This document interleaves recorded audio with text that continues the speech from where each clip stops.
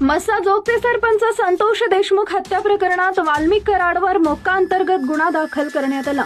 मंगळवारी वाल्मिक कराडची रवानगी बीडच्या मध्यवर्ती कारागृहात करण्यात आली।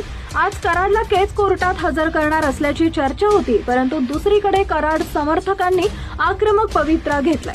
त्यांच्याकडून विविध आंदोलनं सुरू आहेत। दरम्यान अशातच आज केज पोलीस ठाण्याबाहेर एक कार सतत फिरत असल्याने पोलीस सावध झाले। पोलीस ठाण्याबाहेर सफारीच्या गिरट्या। केज पोलीस ठाण्याबाहेर ब्लॅक कलरची सफारी कार सतत फिरत होती।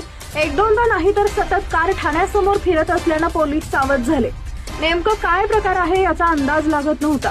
सावध झालेल्या पोलिसांनी कारला थांबवून चौकशी सुरू केली। त्याशिवाय या कारची झडती घेतली, मात्र कोणतीही संशयास्पद वस्तू आढळली नाही। या प्रकारानंतर पोलिसांनी संशयित वाहनाची तपासणी सुरू केली आहे। पोलिसांकडून रस्त्यावरील वाहनांची देखील तपासणी करण्यात आली आहे। सुरक्षेच्या दृष्टीने ही तपासणी सुरू आहे।